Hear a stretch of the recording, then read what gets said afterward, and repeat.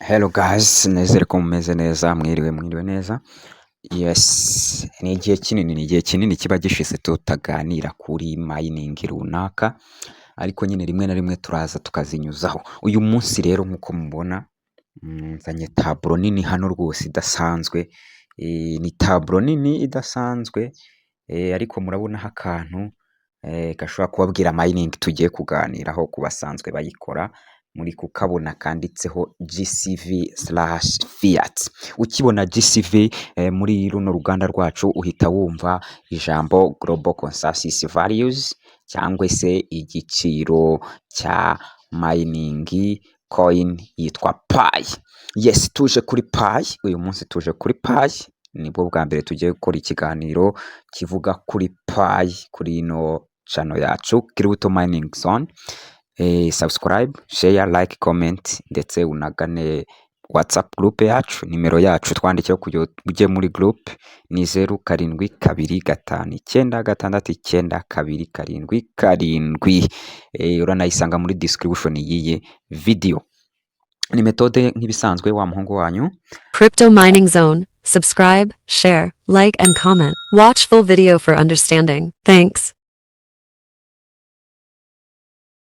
Then hano rero tubazaniye ayahe makuru? Tubazaniye inkuru nziza hano i Kigali mu Rwanda yuko umuntu waba waramayininze Pi akaba ategereje imyaka 4 yose avuga ati se uyu mushinga urerekera hehe, ese Kokaris Nicholas azashyiraho mainnet ryari, ese izi Pi mfite zabaye migrated, nakoze KYC badan ziba migrated cyangwa se zirimuka nzifite muri wallet yanjye ya Pi browser. Ese nkomeze nicwe n'inzara, nkomeze mbure intebe zo kwicaraho, nkomeze mbure blender, nkomeze mbure ibikoresho byinshi bitandukanye. Murabibona hano ni amapaje agera mu mapaje 68. So rero Epimore Africa nkuko muyibona hano, katuzuminge muyirebe rwose. Epimore in Africa ifite icyicaro i Kigali mu Rwanda kwa Makuza Peace Plaza nihiri. Nimero yabo ushobora kuza kubandikiraho ngiyi hano nkuko mubibona. Hakaba hariho list of products ushobora kugira gute, list of products ushobora kugurirayo. Bimeze bite rero? Turakomeza twigire hirya. Ko mubibona barakwereka igiciro mu USD kuko ni Epimore, ni isoko mpuzamahanga rikorera ku isi hose, ariko muri Afrika naho rikaba rigiye rifitemo ambassadors. Ambassadors rero no mu Rwanda akaba hari ukorera kwa Makuza, akaba yatanze itangazo cyangwa se yabishyize ku mugaragaro yuko umuntu ufite Pi ushaka kwishyura ku giciro cya Global Consensus Values arajya yishyura 50% y'icyo gicuruzwa, indi 50% arajya yishyura muri GCV. Tuvuge wenda nimba igiciro cy'imeza wahisemo cyangwa se cy'intebe wahisemo ari 100,000, uzajyana 50 by'amanyarwanda cash ariyo twise fiat. Nurangiza ibindi 50 uzahita ubivunja mu idolari. Nurangiza kubivunja mu idolari, rya dolari uhita uvuga ngo Pi imwe ingana n'amadolari 314 ariyo GCV.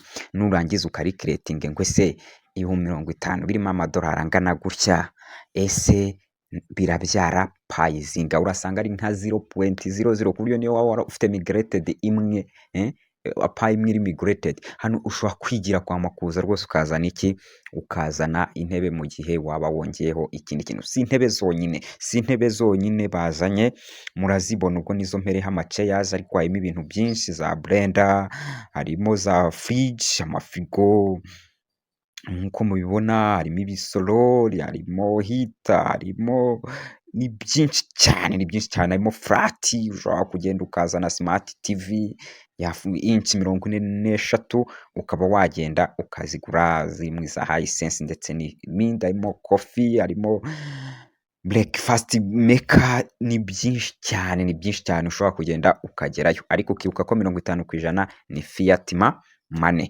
Urabandikira rero kuri iyi nimero ubabaze ngo igiciro kimeze gute. So ubwo ni ibyo biciro twari turiho ndetse n'ayo makuru mashya twari tuzanye kuri iyi payi. Mbibutsa ko ni umuntu warambiwe kuko payi zawe si wakabaye uzitanga muri ubu buryo, ariko nimba wararambiwe cyangwa se ushobora kubona ko hari ikintu zakumarira wagenda ukabaza.